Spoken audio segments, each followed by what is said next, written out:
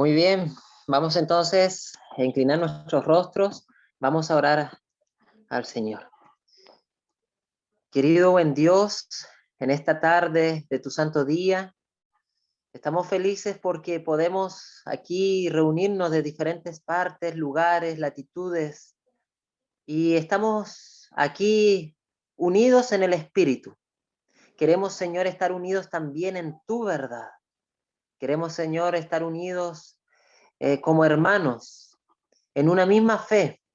Es por eso, Señor, que nos hemos reunido para estudiar tu palabra, para así poder compartirla también con otros y podamos así fortalecernos en estos tiempos difíciles que enfrentamos.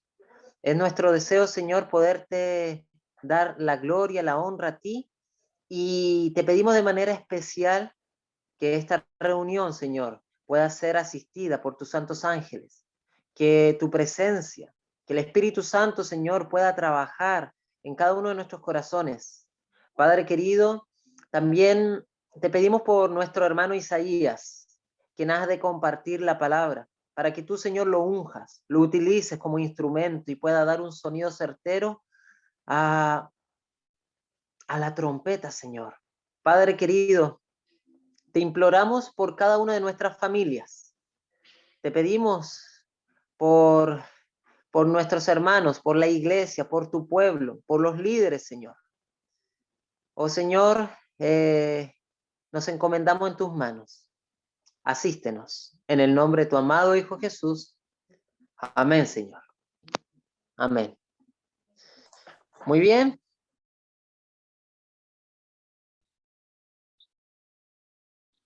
Muy buenas tardes, una vez más, que el Señor los bendiga y el Señor los guarde. Le agradecemos al Señor por permitirnos compartir esta programación junto con los administradores de este canal de Zoom. Y en esta hora ya hemos orado y hemos pedido la bendición de Dios, y con su permiso y bendición vamos a dar inicio a este estudio que ha sido un poco problemático y que ha causado en algunos lugares división, un tema complejo. Y como les decía la semana pasada, no busco creer que tengo o tenemos toda la verdad y que lo que yo digo debe ser establecido como una verdad. Busco que escudriñemos juntos la palabra del Señor. Me ha tocado compartir con algunas otras personas de un pensamiento distinto al que estamos exponiendo, con algunos en un ambiente de concordia y de paz y tranquilidad como hermanos, pero con algunos otros ha habido una alteración que no comparto, porque cuando podemos diferir en pensamientos e ideas, pero cuando se sale del Espíritu de Cristo, se pierde el mensaje de lo que se quiere estudiar. Los saludo desde Perú, estoy a 2 horas de Perú, en la provincia de Huaral, en el campo, y desde aquí le damos gracias al Señor que nos permite llegar hacia sus hogares.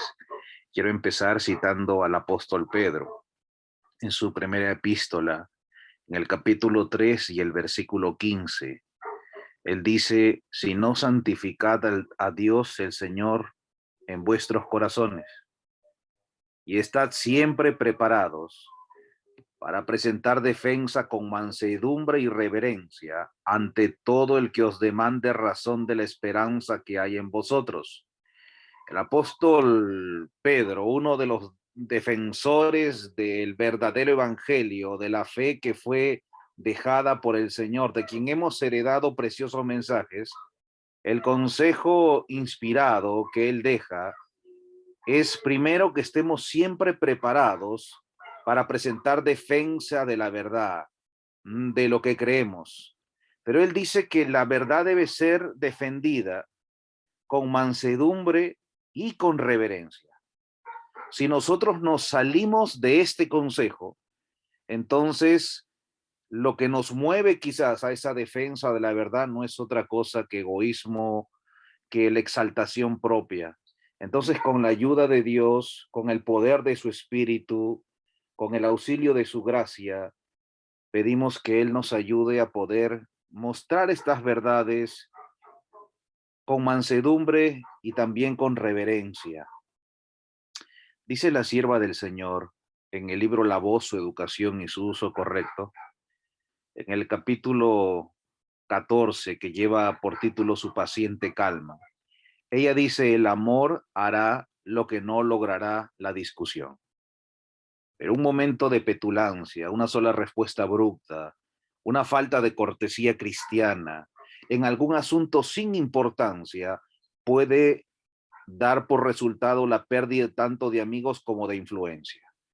Y entonces no tratamos nosotros en entrar en discusión, mucho menos creo que como ser humano pueda convencer a alguien de pensar u obrar de una manera. Simplemente trato de compartir un estudio y es quizá la invitación que se hacía, que usted pueda apuntar lo que se dice y después con calma y con la ayuda de Dios pueda corroborar para ver lo que se dijo es verdad, así como los verianos. Otra cita más que nos ayude a entrar en el espíritu para estudiar este tema controvertido. En el libro Cada día con Dios, en la fecha 7 de noviembre, dice, una fuente pura no puede dar origen a una corriente impura. Tampoco el verdadero cristiano pronunciará palabras ofensivas ni entrará en discusión con los que lo rodean. Finalmente, no es nuestra idea entrar en una discusión, en decir yo sé más que tú, en mostrar mi conocimiento. De hecho, sería absurdo entrar en una discusión por esta red, que discutir ya en vivo es un poco difícil. Discutir por este medio se haría aún más complicado y difícil. Entonces es nuestra idea simplemente compartir este estudio. Y vamos a citar al apóstol Pablo para poner un fundamento más. En el libro de Primera de Corintios, capítulo 4, versículo 6, que creo que es importante. Por esto, hermanos, lo he presentado como ejemplo en mí y en Apolos por amor de vosotros, para que en nosotros aprendáis a no pensar más de lo que está escrito, no sea que por causa de unos os envanezcáis unos contra otros. Y entonces es nuestro propósito presentar la palabra tal como es y no ir más en razonamientos y lógicas humanas y establecerlo como una verdad. Es cierto que tenemos la libertad de razonar, de pensar un poco más, pero no se puede presentar eso como una verdad establecida. Estudiábamos la semana pasada en cuanto a toda la luz y toda la ayuda que tenemos a través de los testimonios de la sierva del Señor y cómo se puede llegar a conciliar ideas aparentemente contradictorias, dejándonos dirigir por el Espíritu del Señor, no yendo a la palabra de Dios para buscar puntos, citas o textos que apoyen mi manera de pensar, sino ir con un corazón humilde diciéndole, Señor, ¿será esto verdad? ¿Será esto así? Y permitir que Él nos vaya dirigiendo. Dice la sierva del Señor en el libro Mensajes Selectos, en el tomo 1, en la página 47, los testimonios mismos serán la clave que explicarán los mensajes dados a medida que se explique un texto con otro. Los testimonios mismos serán la clave que explicarán los mensajes dados a medida que se explique un texto con otro. Los testimonios o las citas no están para que luchen una contra otra, para que una cita contradiga a otra. Más bien uno debería explicar a otra parte. Y si queremos citar la Biblia, quizás podríamos citar, si no me equivoco, Isaías capítulo 28, versículo 13, donde dice que la palabra pues de Jehová será mandamiento tras mandamiento, un poquito aquí, otro poquito allá, texto sobre texto, línea sobre línea, mandato sobre mandato. Es decir, que la palabra del Señor llega a conciliar toda la idea, sacando un poco de aquí y un poco de allá, hasta que seamos llevados a un verdadero conocimiento en el Señor Jesús. El apóstol Pedro, ya entrando de lleno al estudio, en su segunda carta, en el capítulo 3, el versículo 16, él dijo algo que es concurrente, no solo con los escritos de la Biblia, sino con los escritos de la sierva del Señor. Y él dijo asimismo, en todas sus cartas, hablen ellas de esto, de las cartas del apóstol Pablo, en las cuales hay algunas cosas difíciles de entender, que los ignorantes e inestables tuercen, como también tuercen el resto de las escrituras para su propia perdición. Entonces, hay citas, hay textos bíblicos que aparentemente son difíciles de entender y que se tuercen para dar una idea o una verdad que no necesariamente dice la escritura. Y el tema en que hemos entrado es el tema de la deidad. Y estábamos estudiando a la luz de la palabra de Dios cómo entender esta verdad, porque si bien es cierto, hay algunos que al estudiar su Biblia, y no niego que de manera sincera, con el afán de servir al Señor, encuentran una verdad que no se parece o que contradice lo que nosotros como adventistas del séptimo día hemos creído y sostenido durante muchos años. Y hablaba el tema en cuanto al tema de la deidad y en cuanto a la persona del Espíritu Santo. La semana pasada pusimos algunos fundamentos en cuanto a este estudio, en cuanto a cómo aparece el Padre, cómo aparece el Hijo, algunas versiones que se creen en cuanto a esto y el lugar que ocupa el Espíritu Santo en el tema de la deidad, cómo se pone en tela de juicio el lugar del Espíritu Santo, como lo dice la misma inspiración, la tercera persona de la deidad. Y veíamos cómo se creen o se ha tomado algunas ideas en cuanto que Jesús fue engendrado y que esto no daría lugar a la aparición del Espíritu Santo como persona, que el libro Patriarcas y Profetas en el capítulo 1, lo que encontramos allí no es que se mencione al Espíritu Santo como persona. De hecho, las abundantes citas que encontramos en el espíritu de profecía no mencionan al Espíritu Santo en ese concilio de paz donde se dio origen al plan de redención. Es más, en su gran mayoría, más bien encontramos que solamente está el Padre y el Hijo. Pero les compartía una cita donde sí se menciona la presencia del Espíritu Santo en el plan de redención, cuando se efectuó el plan de redención, el plan de salvación. Y hacíamos unas comparaciones que no vamos a repetir en cuanto a cómo podemos conciliar las muchas citas con esta cita. Ese fue nuestro estudio. Pero, y les decía además, antes de entrar a esta cita, de que cuando se acepta al principio una premisa falsa, se empieza a poner verdades o otras premisas falsas para sostener esta. Y este es el problema.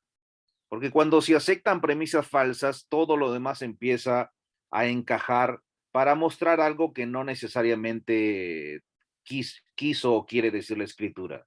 Una de estas citas que quizá ha sido mal interpretada es la siguiente que voy a compartir. Se encuentra en el libro Patriarcas y Profetas en la página 11. Patriarcas y Profetas, página 11. Y leamos con atención. Ahí dice: Cristo el Verbo, el unigénito de Dios, era uno con el Padre. Era único, era uno con el Padre eterno, uno en naturaleza, en carácter y en propósito. Era el único ser en todo el universo que podía entrar en todos los consejos y designios de Dios. Cristo tomaba parte en todos los consejos de Dios, mientras que a Lucifer no le era permitido entrar así en los designios divinos. ¿Ok? Esta cita, ¿por qué le digo que es controvertida? Porque leído, así como lo hemos hecho ahora, entendemos que esta expresión único, él era el único ser en el universo que podía entrar en los consejos y designios de Dios, nos podría dar a entender, y es así como lo entienden algunos, que al decir único no da lugar a otro, que al decir que Jesús era el único que podía estar con el Padre, es claro notar que no da lugar a una tercera persona, porque dice único, único es absoluto, único. ¿Ok? Y por eso les decía que la cita es controvertida, porque no da lugar a una tercera persona dentro del Concilio de Paz, porque dice que es el único. Una cita similar a esta la encontramos en el libro Conflicto de los Siglos, en la página 548. Bueno, debe entender usted que los libros del Espíritu Profecía, los libros rojos, tienen una compaginación, y hay unos libros que sacaron ahora que son los libros azules, que tienen otra compaginación. Si usted va a la página, buscar la página en las aplicaciones de los celulares que tienen la aplicación Android, tiene otra numeración a veces. Y si usted va a los celulares, a los iPhone que tienen la aplicación del Espíritu de Profecía, tiene a veces otra numeración. Entonces, el número de la página Conflicto de los Siglos, página 548 que le doy, es de los libros rojos, ¿ok? De los libros antiguos. Creo que el capítulo lleva por título El origen del mal, creo que, y del dolor, creo que lleva también, que los títulos son cambiantes. Entonces, la página es 548, donde hay una cita similar, donde hay una afirmación que dice que el único ser en todo el universo que podía entrar en los consejos y designios de Dios era Jesús. Y les decía que esto como que da lugar a entender que solamente el Hijo podía estar con el Padre, y no da lugar a pensar o interpretar que podía entrar el Espíritu Santo. Un poco más adelante, en el mismo capítulo, Patriarcas y Profetas, podemos leer lo siguiente, porque ahora no utiliza la palabra único, sino dice: ante los habitantes del cielo reunidos, el rey declaró que ninguno, dice ahora, excepto Cristo, el Hijo unigénito de Dios, podía entrar en la plenitud de sus designios, y que a éste le estaba encomendada la ejecución de los grandes propósitos de su voluntad. En una parte dice que el único que podía entrar era Cristo, y ahora dice que ninguno excepto Cristo podía reunirse con Dios, entrar en los consejos de Dios, entrar en la plenitud y los designios de Dios. Pues bien, queda claro que estas citas, y la del conflicto de los siglos, que no les mostré, pero se les di el número, nos muestran que, o nos dan a entender que solamente en el concilio de paz existía el Padre, que es Dios eterno, y su Hijo, que era el único que podía entrar, que ninguno excepto Cristo podía entrar. Entonces, estas citas fortalecen una visión o una interpretación antitrinitaria. Y yo no quiero pasar de lado estas citas, sino que más bien quiero que juntos la estudiemos. Les recuerdo de que en cuanto a esta doctrina controvertida, hay muchos puntos de vista, muchos argumentos. El estudio que estoy compartiendo, que aún no he terminado, tiene 424 diapositivas. Estamos en la diapositiva número 90. Entonces, he preferido ir despacio, punto por punto. Quizá usted tiene alguna pregunta que quizá la resuelva en un estudio después, pero vamos a ir de a pocos. Vamos a entender estas citas. Y para eso quiero que vayamos a esta cita que se encuentra en Mensajes Selectos, página 57.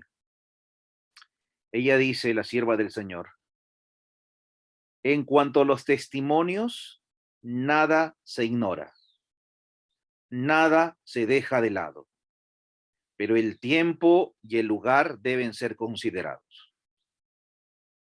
Usted puede tener reunido una gran cantidad de citas que apoyan una idea, y puede tener solamente una cita con una aparente idea distinta. Entonces, no podemos llegar a la conclusión o decir la mayoría manda, la mayoría de citas manda y esta única no importa. No podemos ignorar la única cita. Nada se ignora, nada se deja de lado. No se puede. Lo que debemos hacer es conciliar las otras citas o todas las otras citas, las 20 o 50 o 100 citas, con la única cita que tenemos. Les mencioné y les decía, y es así, que usted puede encontrar muchas citas donde al principio estamos hablando en un contexto en el cielo, aún cuando el Señor estaba haciendo este plan de salvación. Y usted puede notar que en muchas citas, hay abundantes citas que dicen que en este plan donde se reúnen para hacer el plan de redención estaba el Padre y el Hijo. Y busca otra cita y dice el Padre y el Hijo. Y busca otra y dice el Padre y el Hijo. Es decir, aparentemente no hay lugar para una tercera persona, pero les compartía la semana pasada una cita donde sí nombra que estaba no solamente el Padre, no solamente el Hijo, sino el Espíritu Santo. Entonces, lo que buscamos es conciliar esa única cita con las demás, porque nada se ignora, porque nada se deja de lado. No he venido para pelear o para hacer que las citas se peleen una con otra, sino para conciliar. La siguiente afirmación también dice, el tiempo y el lugar deben ser considerados. El tiempo y el lugar. Cuando estudiamos la palabra de Dios, tanto la Biblia como el espíritu de profecía, debe ser considerado el tiempo y debe ser considerado el lugar cuando se dijo, si queremos darle un entendimiento claro y exacto de la palabra de Dios. Porque cuando no se da un entendimiento claro, se llega a cometer errores. La literalización del texto bíblico es un peligro. Veía que algunos leen la palabra de Dios y ven la orden que dice, usted tiene que vestirse con lino y usted sabe de lo que le estoy hablando. Y hay algunos que agarraron esto de manera literal y empezaron a tener la ropa solamente de lino, porque lo entendieron de manera literal. No examinaron el tiempo y el lugar, no fueron considerados y por eso se comete un error. Otro ejemplo quizá lo encontramos en el libro de Deuteronomio, en los consejos que Dios le da a Moisés, Deuteronomio capítulo 22, versículo 5. Ahí usted puede leer que dice que la mujer no vestirá ropa de hombre. Y dice además en el texto, porque cualquiera que lo hace es abominación. Ahora, cuando entendemos el tiempo y el lugar de ese texto, lo dice en un tiempo cuando los varones usaban túnicas al estilo, hoy diríamos un vestido, y utilizaban capas. A un pueblo que dentro de su cultura eso era la manera de vestirse. Es decir, que a ellos le estaba diciendo a las mujeres de su tiempo que no deberían vestirse como se visten los varones. Entonces tenemos que entender tiempo y lugar.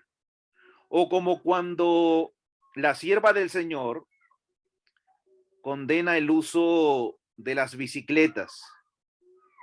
Ella dice, si más no recuerdo, en Testimonios para la Iglesia, en el tomo 8, hoy creo que los perritos se pusieron de acuerdo para llorar. Y no hay alguien aquí para decirle que silencie a los perros, pero bueno. Les decía que podemos tomar otro ejemplo de esto, tiempo y lugar, que deben ser considerados. Y un ejemplo se encuentra en Testimonios para la Iglesia, en el tomo 8, cuando la sierva del Señor dice, he visto la terrible crisis que tenemos por delante. Ella hasta levanta una pregunta retórica y dice, ¿qué están haciendo los que profesan creer en la verdad? Y dice que su guía, el ángel, lo llamó y le dijo, sígueme, y fue mostrado delante de ella cosas que se practicaban en el pueblo, que no estaban en conformidad con la fe. Y ella dice, parecía haber una locura de bicicletas. Se gastaba dinero para complacer un entusiasmo en esta dirección. Ella dice, cuando hubiera sido mejor invertir esos fondos de lo que se gastaba en bicicletas en la construcción de iglesias donde se necesitan. Y le fueron mostradas que esas cosas extrañas estaban pasando en Battle Creek. Alguien podría leer esta cita y sin aplicar el tiempo y el lugar y el contexto, decir, bueno, entonces se condena el uso de las bicicletas. Usted tiene que entender tiempo, lugar, contexto, nada se ignora, nada debe ser dejado de lado. Y yo creo que este es el problema en cuanto al estudio del tema de la deidad, cuando no se entiende tiempo, no se entiende lugar, cuando se ignora algunas citas.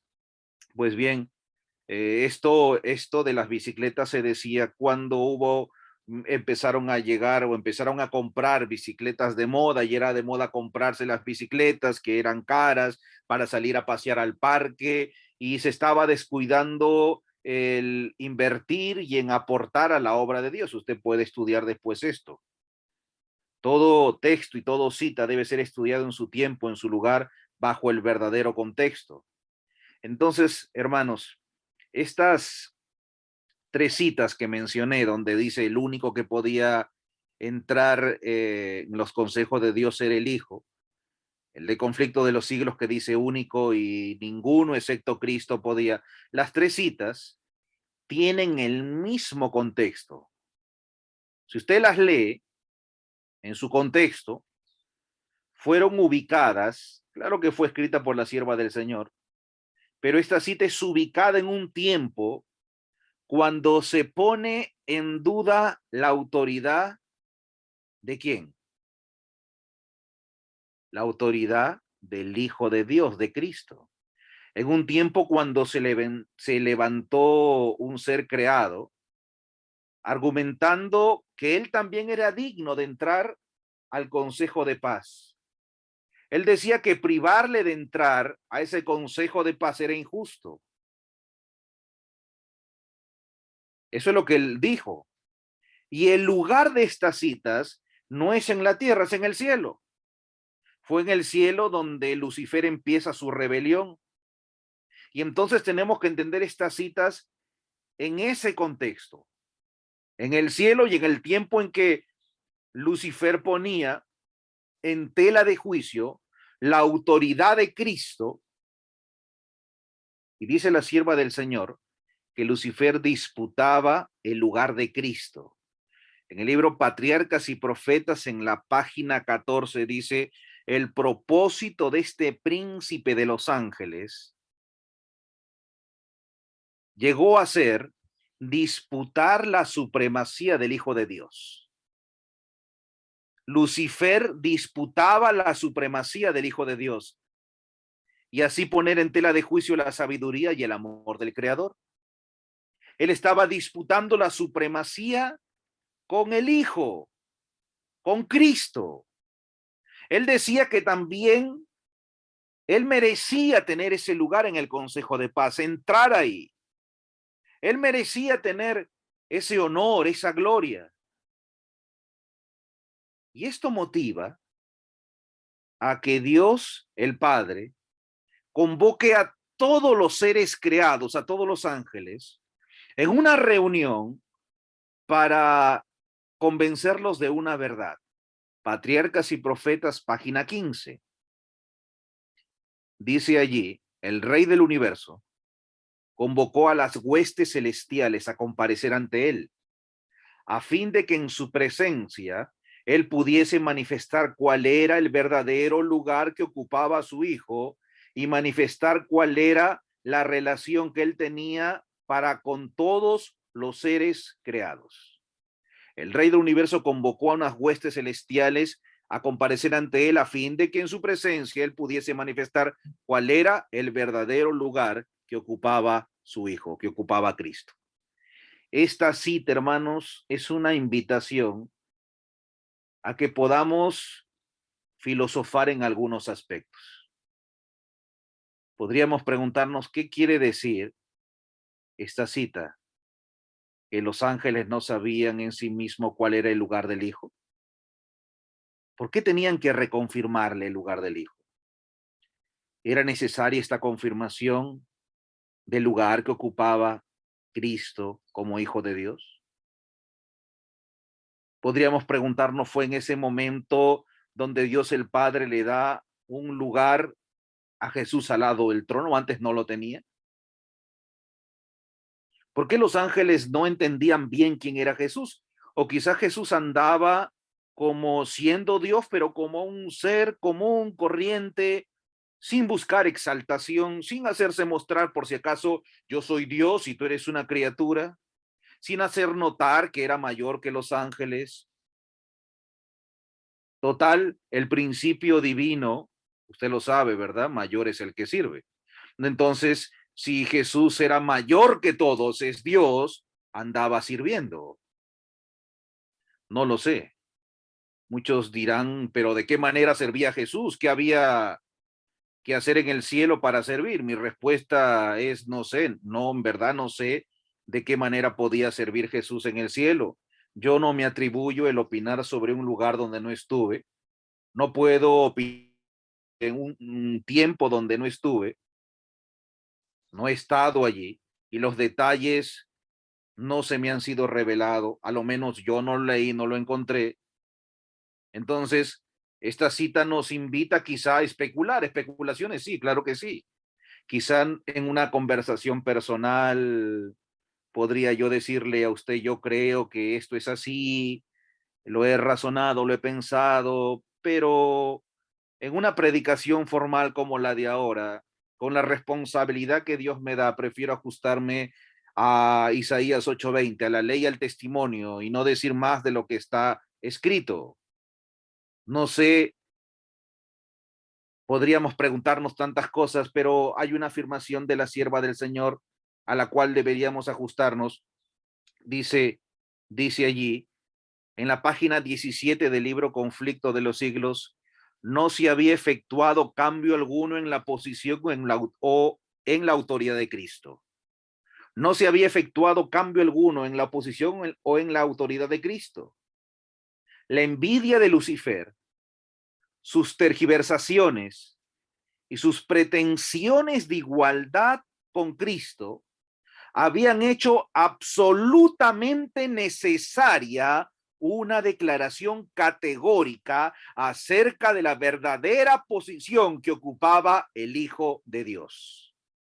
Pero esta había sido la misma desde el principio. La posición del Hijo de Dios no es que en ese momento se hizo Dios, no es que en ese momento se convirtió en Hijo de Dios, no es que en ese momento recién se sentó en el trono con el Padre. La autoridad que tenía y el puesto que tenía era la misma que había tenido desde el principio. Y la sierva del Señor dice, sin embargo, las argucias de Lucifer confundieron a muchos ángeles. Cuán terrible es el engaño, hermanos. Y al leer que los ángeles santos, sin pecado, sin degradación intelectual y espiritual, seres que vivían en la presencia de Dios, fueron engañados por las argucias de Lucifer. Un Lucifer aún en pañales. Porque después de tantos años, los 6,000 de pecado y los anteriores que no sé cuántos son, ha adquirido mayor conocimiento para engañar, mayores tretas, mayores argucias, ha estudiado al ser humano con un celo satánico para destruirlos y aún tiene mayores argumentos para engañar. Cuán terrible es el engaño, cuán inmune somos como seres humanos, cuán débiles para contrarrestar con nuestra inteligencia, con nuestro poder intelectual, con nuestro conocimiento, el engaño. Creo que la única actitud que deberíamos tener es ser humildes. Decirle, Señor, de los pecadores soy el primero. No soy digno de llamarme o tener título como hijo de Dios o siervo tuyo, de exponer tu palabra, Deberíamos tomar la palabra de Dios con humildad como los bereanos, aceptándola en su exposición, pero luego ir a la palabra de Dios para ver si esto es verdad o no lo es. No deberíamos aceptar una exposición a la primera y decir, bueno, esto es así, pero tampoco deberíamos negarlo a la primera. Creer a mí nadie me convence, yo ya tengo mi verdad bien fundamentada, yo ya lo estudié. No, no debería ser esa nuestra actitud. Yo creo que nuestra única fortaleza está en la palabra de Dios, en los escritos inspirados que el Señor nos ha dado. Él no nos ha dejado solos. Junto con el movimiento adventista, levantó y le entregó a su pueblo un don, el don profético. Así como el pueblo de Dios fue guiado desde Egipto, de la idolatría de Egipto, de las costumbres de Egipto, hacia la Jerusalén, y fue guiado por un profeta, a saber Moisés, cuando el movimiento adventista se levantó, que estaba tan mezclado con costumbres, con ideas, con prácticas, saliendo de Babilonia. Y la primera visión de la sierva del Señor es al pueblo adventista caminando hacia la Jerusalén celestial, hacia una patria mejor. Vio el pueblo adventista caminando hacia adelante y hacia arriba, por encima de la influencia del mundo. Dios no dejó solo a su pueblo. Dios le dio el don profético para que guiara a su pueblo. Por eso es importante los escritos tanto de la Biblia como los testimonios. Y yo lamento que esta doctrina de la deidad, cuando es comprendida mal, lo primero que se empieza a atacar, lo primero que se pone en duda son los escritos de la mensajera del Señor. Luego se empieza a poner en duda la veracidad de la palabra de Dios, de la Biblia. Hay un capítulo en el libro Conflicto de los Siglos. Si alguien lo sabe, me puede dar respuesta, que titula Nuestra única salvaguardia, nuestra única seguridad. Y según este capítulo, ¿cuál es nuestra única seguridad? ¿Alguien lo leyó? ¿Alguien lo sabe? ¿Cuál es el único lugar sólido donde puedo poner mis pies? ¿Lo leyó alguien? ¿Sabe cuál es la única seguridad? ¿De qué trata ese capítulo? ¿Cuál es el único lugar donde yo puedo confiar y decir, en esto confío, no seré removido? La palabra de Dios. Exactamente. Habla de la palabra de Dios. Porque cuando yo estoy fundado en la palabra de Dios, puedo decir, no dará mi pie en resbaladero. No me voy a equivocar. La palabra de Dios es la única seguridad, no el pensamiento de hombres. Y en ese capítulo dice ni la palabra de las mayorías, ni las tradiciones, ni nada de lo que se diga en poco o en mucho será sostenido. Lo único que se puede aceptar es lo que es sostenido por un así dice Jehová, la palabra de Dios.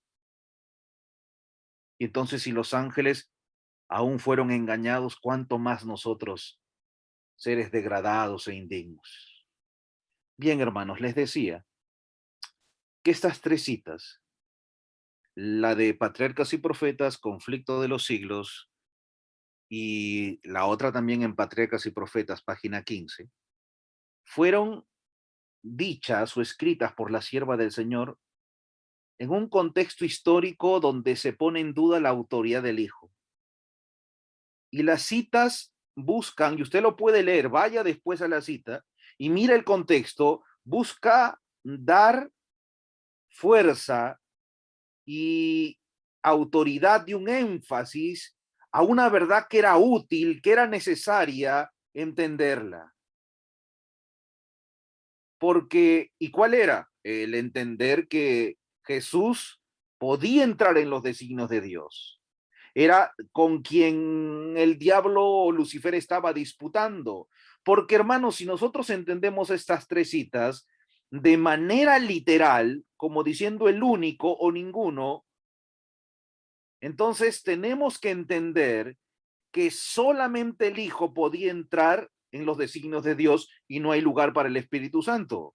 Pero el problema es que esto anularía las otras tantas citas donde compartí y mencioné. Es más, la sierva del Señor le llama al Espíritu Santo o la tercera persona de la deidad. Entonces no podemos aceptar unas citas, unos textos y rechazar los otros. No podemos entrar en duda. Lo que podemos hacer es conciliar y entender el contexto de por qué se hace esta afirmación. Y el propósito es, como le dije, es darle fuerza a la idea de que Jesús merecía toda la gloria y toda la honra y tenía derecho y acceso a entrar a las cortes celestiales y que las acusaciones de Satanás eran falsas. Ese es el contexto de las citas. Usted dirá, hermano, eso no me convence. Entonces voy a pasar a mostrar algunos ejemplos de que cuando tanto el espíritu de profecía como la Biblia, cuando dicen único no se refiere a único y cuando dicen ninguno no siempre se refiere a ninguno. Usted dirá, eso es imposible. Cuando se refiere a único es absoluto, se refiere a único. Y cuando dice a ninguno también es una expresión absoluta, se refiere a ninguno. Yo quiero mostrarles que no es tanto así. Y les voy a mostrar algunos ejemplos bíblicos para que usted pueda darse cuenta que en la Biblia también se utilizan estos énfasis, único o ninguno, para que le dé fuerza a la idea o a la expresión. ¿Ok? Y vamos con los minutos que nos quedan a ver unos ejemplos. Hoy no nos vamos a alargar mucho. En el libro de Génesis, capítulo 17, versículo 23, la idea es estudiar, no correr y a veces no entender, la idea es estudiar, así que vamos a avanzar según el tiempo se nos permite. Génesis 17, capítulo 23 hasta el 26. Dice allí, entonces tomó Abraham a Ismael su hijo. ¿Ok?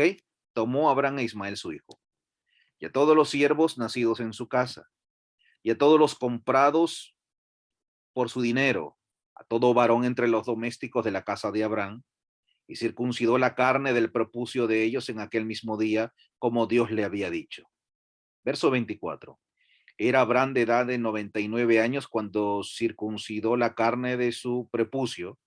Versículo 25. A Ismael, su hijo, era de 13 años cuando fue circuncidada la carne de su prepucio. En el mismo día fueran circuncidados Abraham e Ismael, su hijo.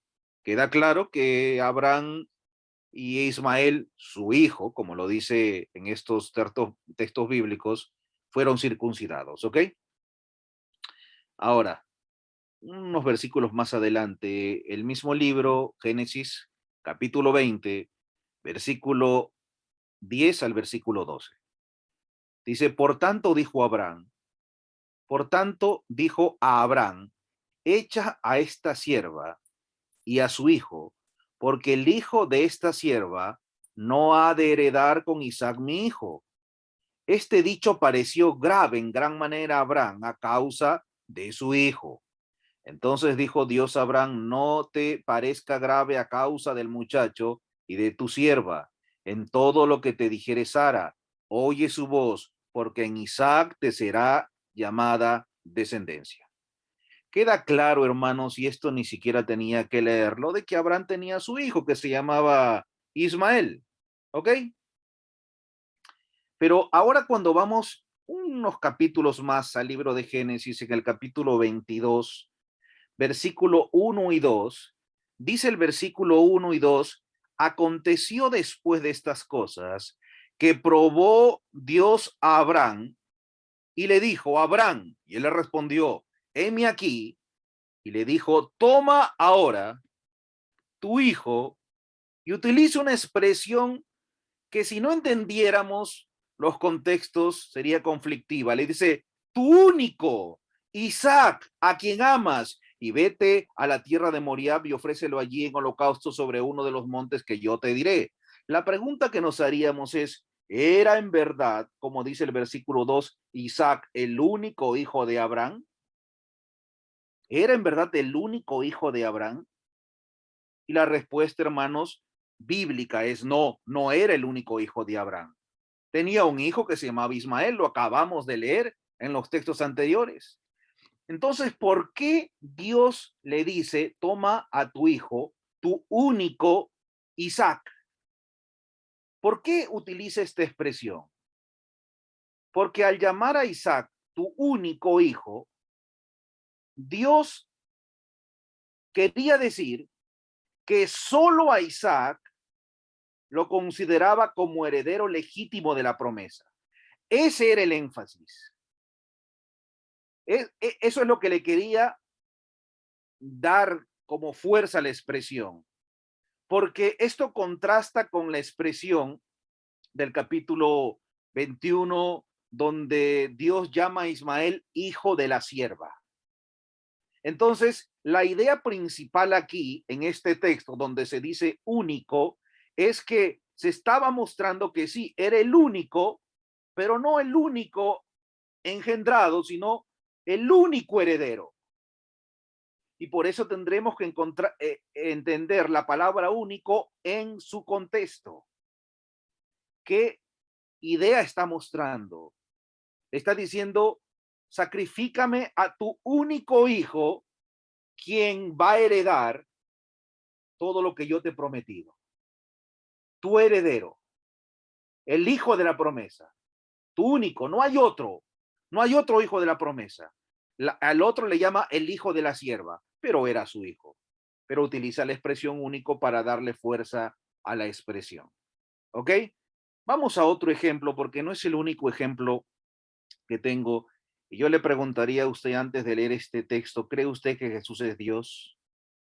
Y la respuesta quizá para la gran mayoría, sé que para algunos no, podrían decir sí, Jesús es Dios.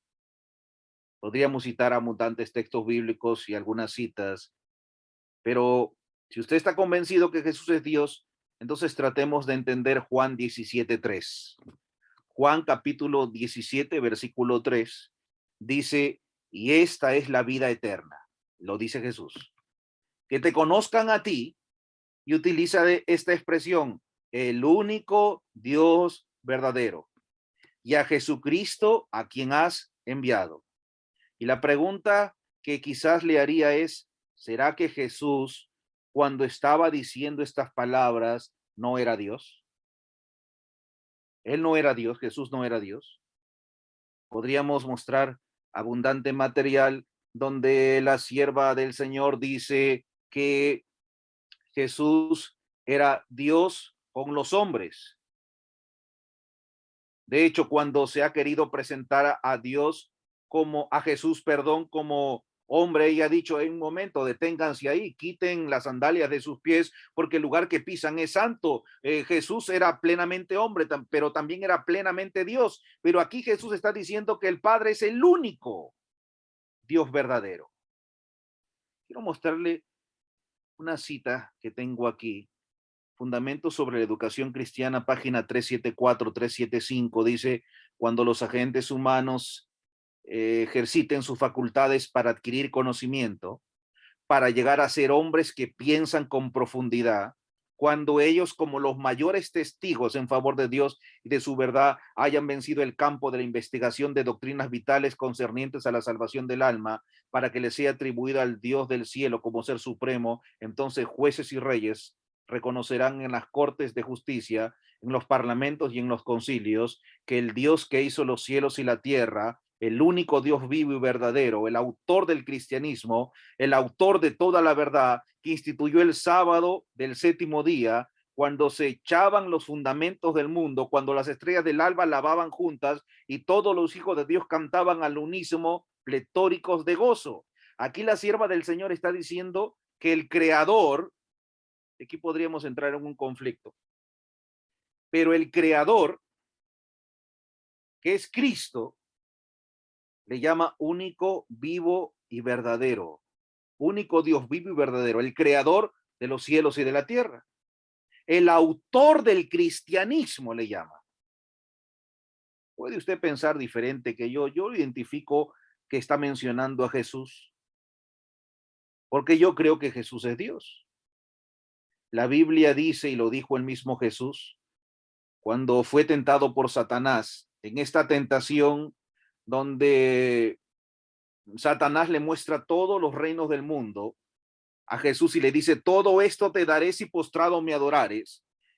Y la Biblia dice que Jesús responde y le dice, escrito está, que es la solución para todo problema. Y dice, escrito está, al Señor tu Dios adorarás y al solo servirás.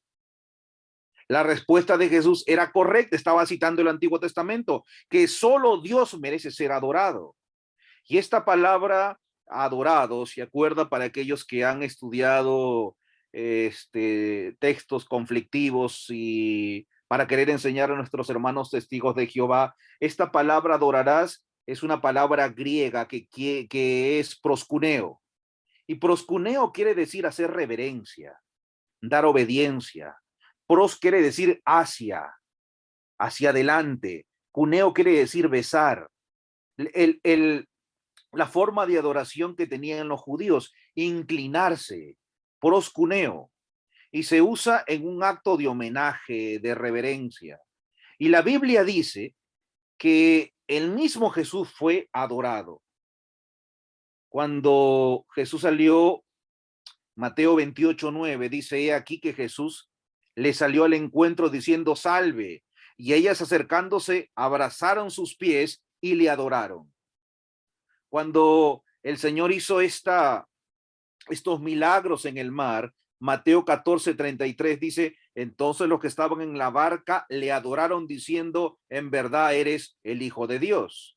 Y Jesús no rechaza esa adoración, él permite que le adoren, porque yo creo que Jesús es Dios. De hecho, su nombre en el libro de Mateo dice, y será llamado su nombre Emmanuel. ¿Qué quiere decir Emmanuel? Dios con nosotros. Dios con nosotros. Entonces entiendo que Jesús es Dios, pero el mismo Jesús dice que dice, y esta es la vida eterna, que te conozcan a ti, el único Dios verdadero. Entonces cuando dice único, no era el único, porque Jesús también es Dios. Si lo entendemos de manera literal, entonces Jesús no es Dios. Y yo sé que algunos lo entienden de manera literal y llegan a la conclusión literal de que como Jesús dijo que solo el único Dios verdadero es el Padre, entonces no da lugar a otro. Entonces se pregunta, entonces Jesús, ¿qué es? La conclusión literal es que Jesús no puede ser Dios, sino el Hijo de Dios. Pero yo entiendo con claridad de que se está hablando desde una manera figurativa, dando una fuerza a la expresión. En el libro La Educación Cristiana, en la página 393, dice, haced de la palabra del Dios viviente vuestro libro de texto. Si siempre se hubiera hecho esto, ciertos alumnos ahora perdidos por la causa de Dios serían misioneros. Jehová es el único Dios verdadero y él debe ser reverenciado y adorado. Yo sé que esto es interpretativo, porque cuando yo leo Jehová, la sierva del Señor en el libro en el libro Deseado de todas las gentes, en el capítulo 1, dice que el que siempre se ha presentado de parte del cielo es Cristo. Él es el Jehová del Antiguo Testamento. Es cierto que el Antiguo Testamento nos presenta dos Jehovás, pero es cierto que están totalmente unidos. Por eso que al Padre se le dice Padre eterno y a Jesús también se le conoce como Padre eterno, príncipe de paz, hablando del nacimiento de Cristo. Están totalmente relacionados. Los dos se llaman Jehová, los dos en algún momento se llaman Padre. Y eso lo dice la Escritura. Y es por eso que decir que solamente el Padre es Dios, para mí es darle una interpretación literal del texto, no asumiendo el contexto y la verdad que quiere enfatizar. Debemos entender que tanto la Biblia como los escritos de la sierva del Señor utilizan de manera frecuente o quizá de vez en cuando lo que se conoce como hipérbole. Y está siendo grabado o escríbalo para que sepa que es un hipérbole, porque la hipérbole es una figura literaria, son figuras de lenguaje que se utilizan en los escritos. Otra figura literaria, la metáfora, similo, comparación, anáfora, prosopopeya, que es una personificación, alegoría, parábolas. Son figuras literarias que buscan dar un mejor entendimiento a lo escrito, darle fuerza a las ideas. Una hipérbola es cuando se puede, se disminuye o se agranda algo. Se disminuye o se agranda algo con el fin de darle una idea. Cuando el profeta Jeremías dice, ojalá mi cabeza fuera un manantial y mis ojos fueran lágrimas para llorar de día y de noche por la herida de mi pueblo. Se acordará usted el texto quizá mejor. Lo que está utilizando es una figura literaria. Está utilizando una figura para que entendamos la gran tristeza del profeta. Por eso le digo, la Biblia y tanto los testimonios utilizan muchas figuras literarias. La hipérbole, que es una figura literaria, les decía que tiene un lugar cuando se aumenta o disminuye de manera exagerada un aspecto o una característica con el fin de darle fuerza a la idea. Con el fin de darle una fuerza a la idea. Por ejemplo, cuando leemos, si usted tiene su Biblia, abra su Biblia, San Juan capítulo 21, versículo 25. San Juan capítulo 21, versículo 25. Ahí hay un texto que nos va a servir y comprendo que algunos crean que es literal. Dice allí, y hay también otras muchas cosas que hizo Jesús, las cuales si se escribieran una por una, pienso que ni aún en el mundo cabrían los libros que se habrían de escribir. Esto es una figura literaria, porque está diciendo que si se hubiera escrito, pienso, dice el apóstol, que si se escribiera todas las cosas que hizo Jesús, en el mundo no caberían los libros de lo que él hizo. Usted se pone a pensar, ¿es si esta afirmación literal? ¿Esta afirmación es literal? ¿Es así? ¿Será que se puede escribir toda la vida y las cosas que hizo Jesús en tantos libros que no entrarían en todo el mundo, que no cabrían en todo el mundo? ¿Será esto literal? Yo me inclino a pensar que es una figura literaria y así lo entiendo. Que no es necesariamente como se puede entender de manera literal, sino que está hablando de manera simbólica, expresando que existen muchos, pero muchos hechos más que no se han registrado por la pluma, por la escritura. Esa es la idea del apóstol. No está mintiendo, está utilizando una figura literaria. Si usted se pone a estudiar un poco en cuanto al acto de Nabucodonosor al calentar el horno 7 veces más, entiendo que algunos digan, sí, fue exactamente 7 veces, pero físicamente eso es realmente imposible. Y usted dirá, pero fue un milagro de Dios. No, el milagro fue que lo salvó. El milagro no fue de parte de Nabucodonosor. Que es cierto que el horno se calentó más, pero 7 veces.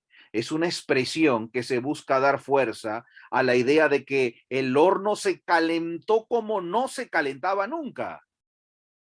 Por supuesto, algunos siempre terminan con interpretaciones fanáticas porque rehúsan conocer que los escritos de la Biblia usan figuras de lenguaje, figuras literarias.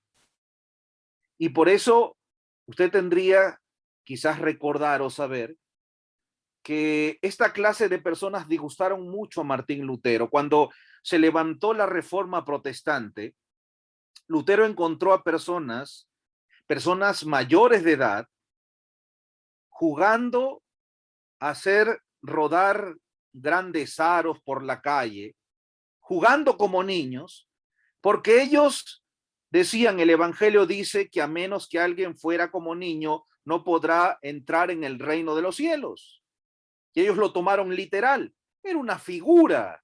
era un símbolo. Y esto mismo sucedió en el adventismo posterior al chasco, con las personas que dejaron de usar cuchillos y tenedores y que gateaban por el pueblo al hacer sus compras, salir a algún lugar, a fin de demostrar que eran como niños pequeños.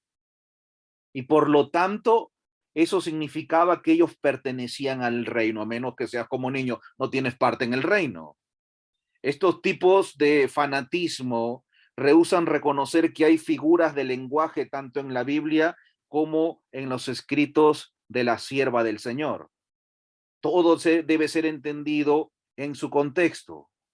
Y le voy a mostrar algunos ejemplos más de que cuando una afirmación tiene que ser entendida en su contexto. Mateo 19:17 dice, ¿por qué me llamas bueno? Dice Jesús, ninguno hay bueno sino uno, Dios. Mas si quieres entrar en la vida, guarda los mandamientos. Dice, ninguno hay bueno sino uno, Dios. Y cuando Jesús está hablando de esto, está abarcando no solamente la tierra, sino también el cielo. Por eso habla de Dios que está en el cielo. Y según el texto bíblico, dice que ninguno hay bueno sino Dios. Si tendríamos que ser literal, entonces, ¿qué entenderíamos de los ángeles en el cielo? ¿Eran buenos o no eran buenos? ¿Qué entenderíamos de Moisés que ya estaba en el cielo? ¿Era bueno o no era bueno? ¿Qué entenderíamos de el profeta que fue llevado en un carro de fuego, Elías?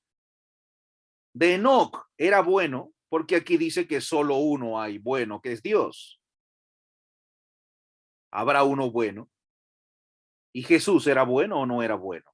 Porque dice que solamente uno es bueno.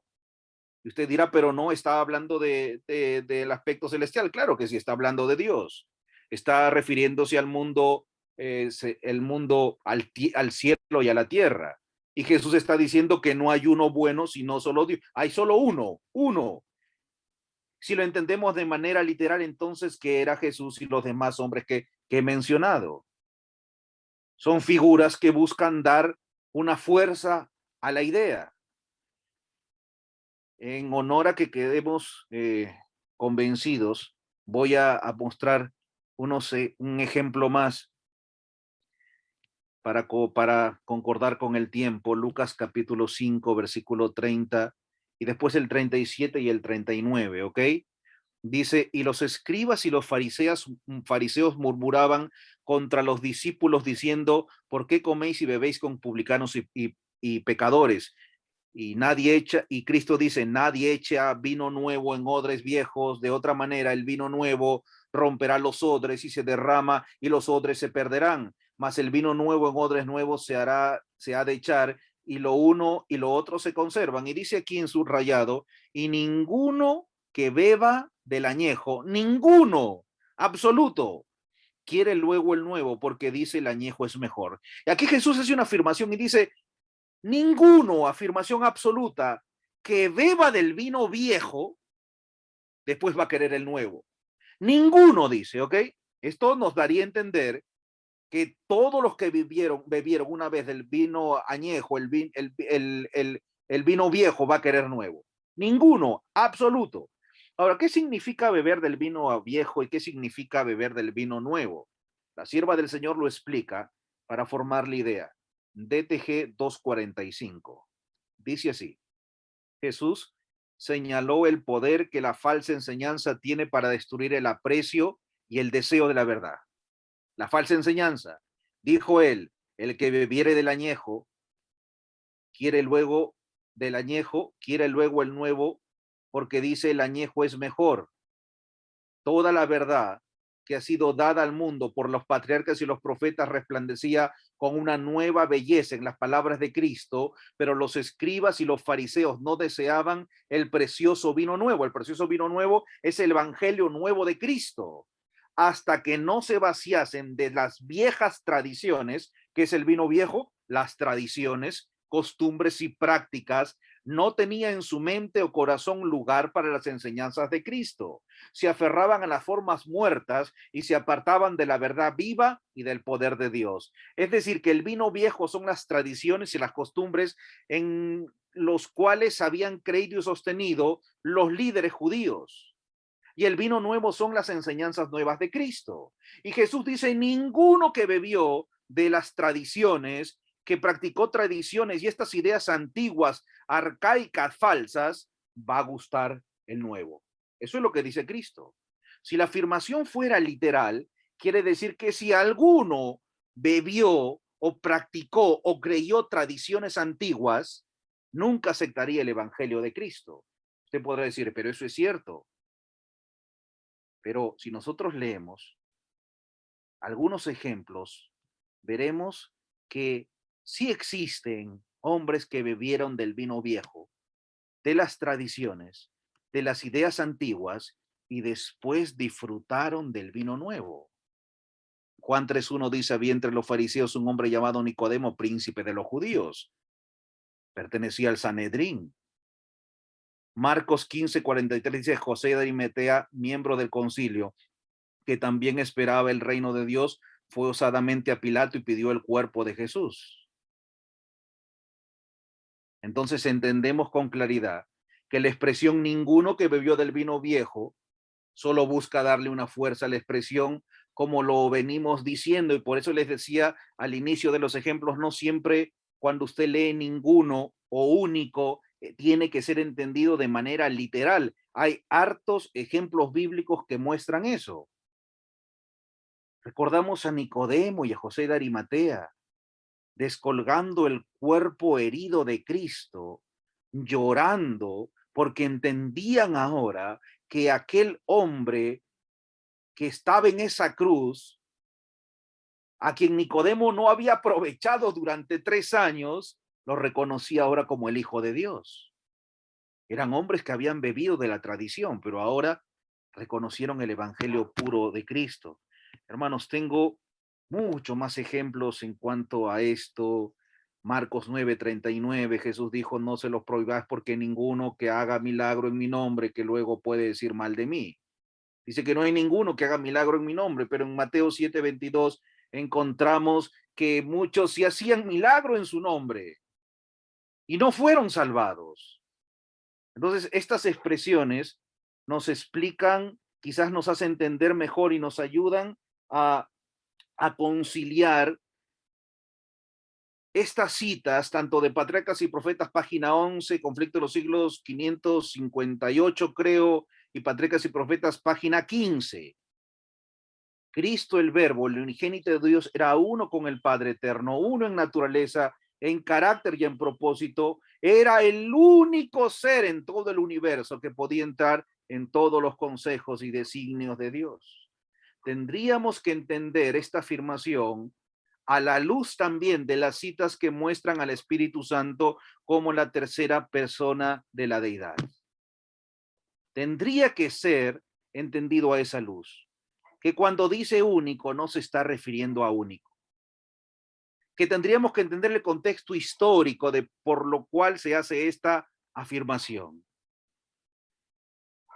Para mí queda claro que en el concilio celestial, en las cortes, entraba no solamente el Padre, no solamente el Hijo, sino como dice la inspiración, y cito a la sierva del Señor, no mis ideas, la tercera persona de la deidad, el Espíritu Santo. Y usted dice, pero ¿cómo? ¿Dónde estaba? ¿Dónde estaba? Y lo primero que tendría que decir es que usted ha notado en algunas citas anteriores, en la página 14, en la 15 y en la 17 de Patriarcas y Profetas, que aún se levantó confusión en cuanto a la autoridad y quién era Jesús. Usted podría ahora comprender por qué no había una comprensión en cuanto a la tercera persona de la deidad del Espíritu Santo. Quizá permítame darle una explicación en cuanto a qué o dónde estaba el Espíritu Santo. Puede usted aceptar mi explicación o no, y de hecho no la voy a terminar, porque tengo una explicación escritural en cuanto a explicar dónde estaba el Espíritu Santo, y termino y empiezo esa explicación futura con esta cita. Hechos de los Apóstoles, página 42 y página 43. La naturaleza del Espíritu Santo es un misterio. La naturaleza del Espíritu Santo es un misterio. Su naturaleza, no podemos afirmar de qué tamaño es, no podemos afirmar cómo es, no podemos afirmar siquiera la sustancia, la materia de lo que está conformado. Sabemos que es espíritu, pero en sí mismo no lo sabemos. Hay tanta ignorancia y el Señor ha velado nuestro conocimiento en cuanto a la naturaleza del Espíritu Santo. Los hombres no pueden explicarla porque el Señor no lo ha revelado. Los hombres de conceptos fantásticos pueden reunir pasajes de las Escrituras y darle interpretación humana, pero la aceptación de estos conceptos no fortalece a la iglesia. En cuanto a estos misterios demasiado profundos para el entendimiento humano, el silencio es oro. Así que no tratamos de entrar en misterios que el Señor no nos ha revelado. Tratamos de mostrar lo que dice la Escritura de manera recurrente, no en citas aisladas, torciéndolas. Y quizá esta es una respuesta, y sí es cierto, es un estudio personal, en cuanto a la presencia del Espíritu Santo en el cielo. Nos vamos a quedar aquí, porque entrar en este tema sería abarcar mucho más tiempo. Yo quiero terminar diciéndoles, es cierto que la naturaleza del Espíritu Santo es un misterio. Es cierto. Nadie puede medir su anchura, su esencia misma de cómo es. Yo puedo decir que yo sí soy carne y hueso, y puedo decir que Jesús, el Hijo de Dios, se encarnó y se hizo carne y hueso, porque lo dice la Escritura. Pero no entiendo en sí mismo, podría decir que el Padre se parece al Hijo porque la sierva del Señor lo afirma, lo dice en el libro Primeros Escritos, pero no puedo entrar en detalles en cuanto a la naturaleza del Espíritu Santo. Pero sí hay algo cierto, hermanos. No se conoce la naturaleza del Espíritu Santo, pero sí se puede ver la obra del Espíritu Santo en nuestras vidas y en nuestros corazones. Cuando el Espíritu Santo produce el nuevo nacimiento en nosotros, dice el Señor Jesús, el viento no sabe de dónde viene y a dónde va. Así es la obra del Espíritu Santo, pero puedes verlo. Puedes ver en obras. Y así como el Espíritu Santo no conocemos su naturaleza, sí entendemos la obra que Él hace al renovar y al regenerar nuestras vidas, en un cambio de carácter, en hacernos personas distintas. En cuando, como dice la sierva del Señor, cuando el borracho se vuelve sobrio, ahí está la obra del Espíritu Santo. Cuando el mentiroso se vuelve un hombre honrado, veraz, esa es la obra del Espíritu Santo. Cuando el cobarde en lo espiritual se vuelve un valiente, esa es la obra del Espíritu del Señor. Cuando aquel hombre rencilloso, que le gusta entrar en peleas, en críticas, en discusión, se vuelve un hombre sencillo, amable y reverente, esa es la obra del Espíritu Santo. Cuando el esposo empieza a amar a la esposa y lo demuestra en actos y en palabras, creo que esa es la obra del Espíritu Santo. Cuando la esposa empieza a respetar al esposo y lo respeta como dice la Biblia, como la cabeza dentro de la familia, esa es la obra del Espíritu Santo. Cuando la iglesia empieza a orar, cuando la iglesia empieza a estudiar, cuando la iglesia es motivada a reunirse, a hacer grupos como estos, a quitar quizás su tiempo para estudiar y profundizar la palabra de Dios, esa es la obra del Espíritu Santo. Dios promete muy pronto derramar su espíritu sobre los que están preparados, y estos que están preparados harán una obra semejante o más grande a la obra que se hizo en el primer siglo de la era cristiana, el Pentecostés. Se conoce como la lluvia tardía. No se conoce la naturaleza del Espíritu Santo, pero se puede ver la obra en los corazones de aquellos que están dispuestos a entregar su voluntad al Señor, que están dispuestos a dejar sus hábitos y sus prácticas, que están dispuestos a decirle, Señor, toma mi vida, haz tu voluntad en mí. Sabe que el Espíritu Santo, la lluvia tardía, puede estar cayendo en un hermano que está al lado de nosotros y que por nuestra falta de preparación, por estar distraídos en tantas cosas y no hemos estado orando por recibir el Espíritu Santo, no hemos estado preparando nuestras vasijas para que entre el Espíritu Santo, puede el Espíritu Santo con la lluvia tardía estar siendo derramada en hermanos que tenemos muy cerca de nosotros y nosotros ni enterados vamos a estar. Dios tenga misericordia de su pueblo.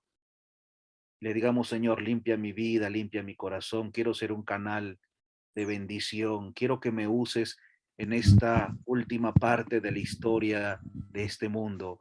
Quiero recibir tu Santo Espíritu. Te entrego mis manos, mis pies, mi voz, mi talento, mis tesoros, mi tiempo, todo lo que tengo a tu servicio de amor. Y el Señor lo tomará como una ofrenda agradable y nos usará. Si eso usted quiere hacerlo en su corazón, que el Señor lo bendiga y el Señor lo guarde. Gracias por la oportunidad de exponer la palabra del Señor. No hemos terminado todo el amplio estudio como usted se ha fijado para explicar unas citas, unas afirmaciones. Tenemos que fundamentar mucho, porque no trato de decir a mí me parece, yo creo, y hasta usted podría decir, bueno, esa es su interpretación y usted es libre de decirlo. Yo no trato de convencer, trato de exponer y compartir lo que he aprendido. ¿Puedo ser sincero en lo que estoy enseñando? Creo que soy sincero. Puedo estar equivocado, puede ser porque uno puede estar sinceramente equivocado. Así que quede en sus manos como cristianos maduros, ir, escudriñar, repasar para ver si estas cosas son así. Gracias a los administradores que me dan la oportunidad de exponer la palabra. Dios los bendiga, que tengan un feliz sábado. Muy buenas tardes.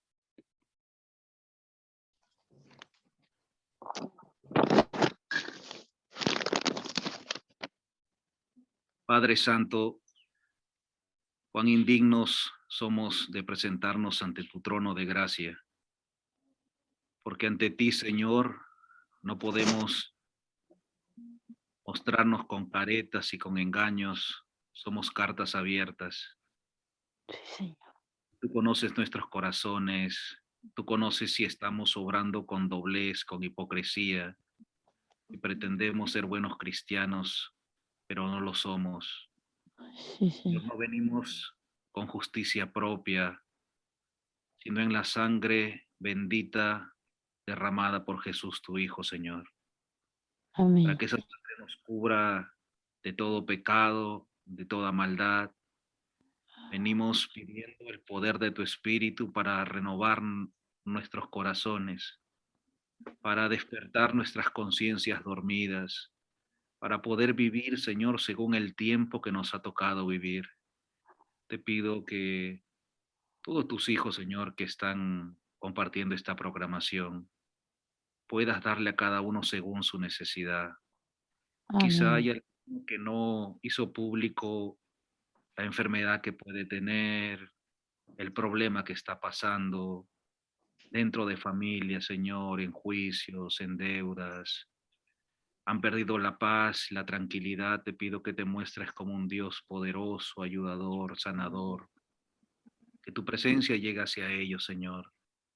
Que podamos entender que tú tienes el control de nuestras vidas.